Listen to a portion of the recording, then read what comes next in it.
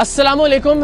ये वीडियो मैं ज़मीन पर बैठकर इसलिए रिकॉर्ड करवा रहा हूँ कि ये मेरा एहतजाज है इस मुल्क के निज़ाम के ख़िलाफ़, और ये मेरा कानूनी और आईनी हक है कि अगर मुझे लगता है कि मुझे मार दिया जाएगा या मेरी टीम को किसी तरह का कोई नुकसान पहुँचा दिया जाएगा तो मैं कातिलों को पेशगी नामजद कर सकूँ, और मैं नामजद करने जा रहा हूँ। अगर खुदा न खास्ता ऐसी कोई नागाहानी सूरत हाल होती है तो उस सूरत में मेरे या मेरी टीम के कत्ल का मुकदमा इस सूबे के चीफ जस्टिस, इस मुल्क के चीफ जस्टिस, इस सूबे के आईजी और इस मुल्क के हुक्मरानों के खिलाफ दर्ज होना चाहिए। इसलिए कि इससे पहले वीडियो में मैं आपको बता चुका हूं कि एक शख्स जिसे 2017 में रेंजर्स के साथ हमने गिरफ्तार करवाया था, जो जाली डीएसपी था, जब हमने रेंजर्स के साथ रेड की उस वक्त भी कपकपाती, रोती, बिलकती, चीखती, चिल्लाती, मदद मांगती बंधी हुई लड़कियों को हमने वहां से उसके चुंगल से बाजियाब करवाया था।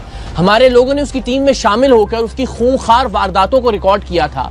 हमने आपको दिखाया था कि किस तरह से वो मियां बीवी को लेकर आया था, दोनों को बरहना करके तशद्दुद का निशाना बनाया था, बीवी को अपने पास रखा था और शौहर को भेजा था कि वो अपनी बीवी के तावान के पैसे लाए और बीवी को वापस लेकर जाए। ये तमाम तर उसकी दहशत, उसकी वहशत, उसकी बर्बरियत हमने रिकॉर्ड की अपनी जान पर खेलकर। एक लहजे के लिए जो लोग कहते हैं ना जी फेक और प्लांटेड प्रोग्राम, जरा कोई एक लम्हे के लिए ये जुर्रत करे कि लोडेड पिस्टल्स के सामने आप उसके गैंग में शामिल होकर उसके खिलाफ खुफिया रिकॉर्डिंग कर रहे हो। अल्हम्दुलिल्लाह हमने वो किया, रेंजर्स के साथ इसे गिरफ्तार करवाया। अल्टीमेटली ये शख्स बाहर आ गया, और जो ये शख्स बाहर आया है उस पर कितनी FIR जरा मुलाहिजा कीजिएगा। इसकी वालिदा आंटी शबनम, उन पर जो सिर्फ अभी पिछले 24 घंटे में हमने रिकॉर्ड हासिल किया उसके मुताबिक 5 FIRs हैं। 2013 में 2, 2014 में 1, 2015 में 1, 2016 में। इसी तरह जो शख्स जो हमने गिरफ्तार करवाया, जो जाली डीएसपी था और उसने अपने इर्द गिर्द जाली पुलिस बना रखी थी, उस पर सिर्फ अभी जो हमने 24 घंटे में इंफॉर्मेशन हासिल की 7 FIR हैं। कत्ल की, इक़दाम कत्ल की, मनशियात की, डकैती की, राहजनी की, गैर कानूनी असलहे की, इग़वा बराए तावान की। और ये शख्स आज भी सुबह अदालत में धमकी दे के गया है कि मैं देख लूंगा टीम सरेआम को। आज पेशी थी और आज भी उसकी जमानत, जो अबूरी जमानत उसने हासिल की थी, वो कंटिन्यू हुई है और अगली तारीख पड़ गई है। आप अपने साथ साथ भी देखते रहेंगे, लेकिन मैं आपको जरा बताता भी रहता हूं। ये दरख्शां थाने में 2016 में इस पर दफा 324 के तहत मुकदमा दर्ज हुआ। ये वजी जिस जाली डीएसपी की मैं बात कर रहा हूं, 2013 में हमने तो 2016-17 में कार्रवाई की, 2013 से इस पर मुकदमात होते आ रहे हैं और ये शख्स बाहर है आज भी। 2013 में इस पर FIR दर्ज हुई। थाना सर सैयद में पुलिस की जाली वर्दी बरामद हुई, 170 और 171 दफात लगी। 292 दफा के तहत 2013 में एक और मुकदमा इस पर दर्ज हुआ, इसकी वालिदा आंटी शबनम पर दर्ज हुआ।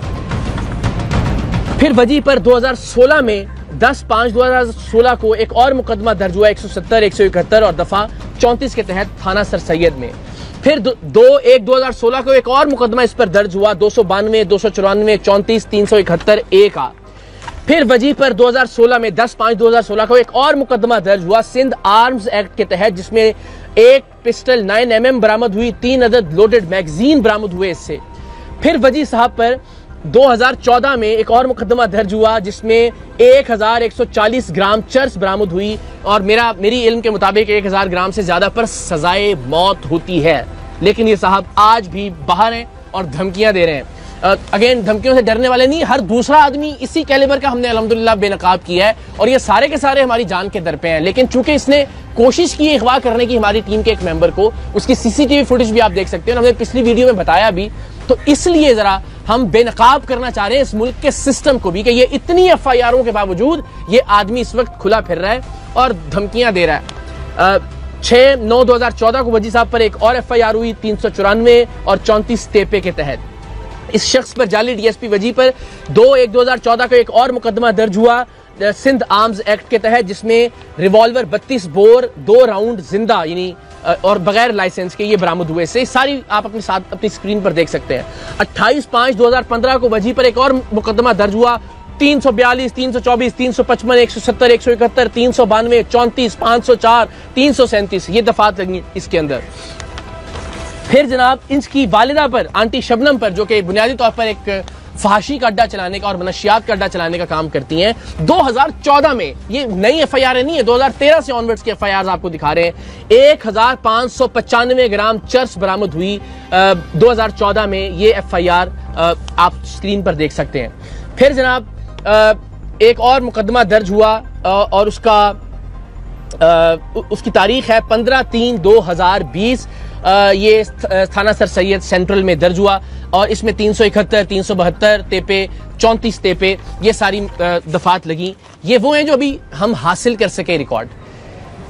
इस कदर खतरनाक मुजरिम, कत्ल, इक़दाम कत्ल, मनशियात, गैर कानूनी असलहा, अगवा बराए तावान, जिसे रेंजर्स के साथ हमने गिरफ्तार करवाया, जो इस वक्त बाहर निकलकर हमारे एक मेंबर को गिरफ्तार कर अगवा करके तशद्दुद की गरज से उसने उसको बताया कि मैं तुम्हें हब चौकी पर ले जाकर टुकड़े करके मारूंगा और बाकी मेंबरों को भी टीम सरेआम के। और वो अल्लाह की मेहरबानी से सीसीटीवी फुटेज में आप देख सकते हैं कि जो उसे गोलियां जबरदस्ती पिस्तौल के जोर पर खिलाई थी, उनका असर जायल हुआ और बेचारा वो भागने में कामयाब हो गया।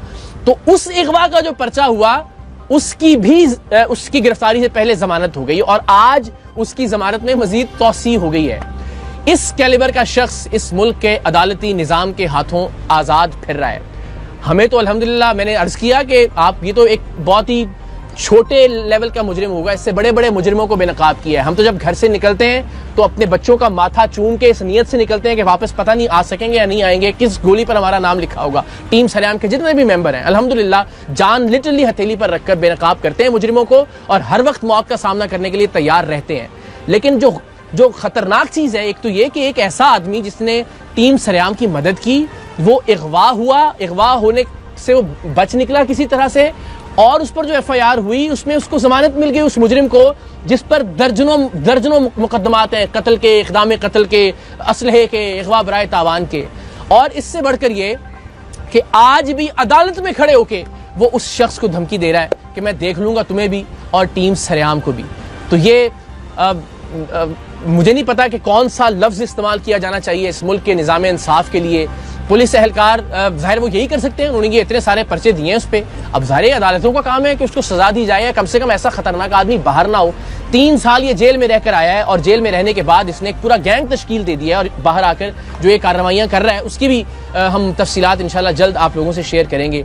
लेकिन आप सोचें, इस मुल्क में क्या आप और मैं अपने बच्चों को छोड़कर मरना पसंद करेंगे इन हालात में कि जब एक क्रिमिनल इतना ताकतवर है, एक फहाशी का अड्डा चलाने वाली उसकी माँ इतनी ताकतवर है कि इतने मुकदमात में वो इस वक्त भी जमानत पर है और धमकियां दे रहा है। और आज ही उसने एक मोबाइल शॉप पर जाकर हमारे ही एक मेंबर के शनाख्ती कार्ड पर एक मोबाइल फ़ोन भी खरीदा है और उसकी भी तस्वीर हमें मौसूल हो गई हैं। ये हाल है इस मुल्क का। हमें कहा जा रहा है कि जी आप पुलिस की सिक्योरिटी ले लें जब तक हम इस शख्स को गिरफ्तार नहीं करते। किस चीज़ में गिरफ्तार करेंगे?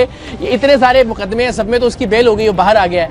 मैं शुक्रगुजार हूँ DIG साउथ का, SSP साउथ का, SP साउथ का, SSP इन्वेस्टिगेशन बशीर बरोही साहब का, शिराज साहब का, जितने भी अहबाब हैं फ़ोन कर रहे हैं, हमदर्दी का इजहार कर रहे हैं, कह रहे हैं जी पुलिस एहलकार भिजवा देते हैं आपके साथ, टीम के साथ। लेकिन हम आवाम के टैक्स के पैसों से सिक्योरिटी नहीं लेंगे। हम अपने तौर पर जो कर सकते हैं वो कर रहे हैं, लेकिन इन्हीं वसाइल को इस्तेमाल कीजिए इस तरह के मुजरिमों के खिलाफ, खुदा के वास्ते। वरना कोई भी शख्स जिसका बस चलेगा वो इस मुल्क से चला जाना चाहेगा। वो नहीं चाहेगा कि इस तरह के निज़ाम इंसाफ के अंदर अपनी औलाद को छोड़कर वो इस दुनिया से रुखसत हो। सो मेरी जितने भी अरबाब इख्तियार इस वक्त देख रहे हैं, बिलखुसूस अदालत से मुतल्लिका जो शख्सियात हैं, अल्लाह ने जिन्हें इख्तियार दिया इंसाफ का, उनसे दस्तबस्ता दरख्वास्त है, इस क्रिमिनल रिकॉर्ड का हामिल शख्स भी अगर इस वक्त आज़ाद फिर रहा है तो फिर वो लोग जो तनकीद करते हैं वो तो करते ही हैं, मैं भी तनकीद कर रहा हूँ। अगर इस पे तौहीन अदालत लगती है तो मैं हाजिर हूँ, गिरफ्तार कर लीजिए, जो सज़ा बनती है आप बिल्कुल सज़ा दीजिए। लेकिन अपने बच्चों के लिए, अपने बच्चों के मुस्तक़बिल के लिए हम आवाज़ उठाते रहेंगे। मकसद कोई हमदर्दी वसूल करना नहीं है, कोई सिक्योरिटी लेना नहीं है और ना इंशाअल्लाह अज़ीज़ हम लेंगे। मकसद सिर्फ बेनकाब करना है इस मुल्क के निज़ाम इंसाफ को, ये बताना है कि इस मुल्क में मुजरिम, कातिल, अगवा करने वाला, फहाशी का अड्डा चलाने वाला, मनशियात का अड्डा चलाने वाला कितना ताकतवर है और सच दिखाने वाला और सच को बेनकाब करने वाला कितना वल्नरेबल है, कितने खतरे में है। अल्लाह ताला पाकिस्तान का हामी नासिर हो। हम अपने हिस्से की शम्मा रोशन करते रहेंगे, चाहे उस शम्मा में, उस दिए में हमें अपना लहू शामिल करना पड़े। इंशाअल्लाह। पाकिस्तान जिंदाबाद।